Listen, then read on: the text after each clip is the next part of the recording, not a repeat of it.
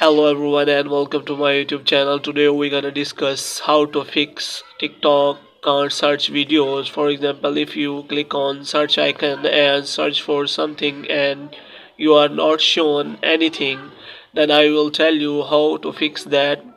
First of all, you have to go back and you have to click on profile. After doing that, what you have to do is you have to click on three lines. In three lines you have to click on settings and privacy. After clicking on settings and privacy, you have to click on logout, which means you have to log out your account and you have to log in again.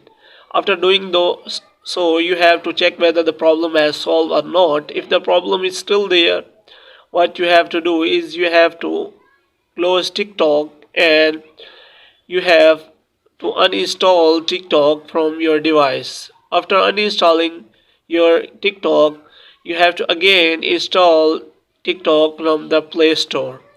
After doing so, your account will be updated and many problems are fixed by the updated version of the app. If the problem is still there, you can mention here in the comments so that we can help it for you. Hope you have liked this video. Kindly subscribe our channel. Thank you.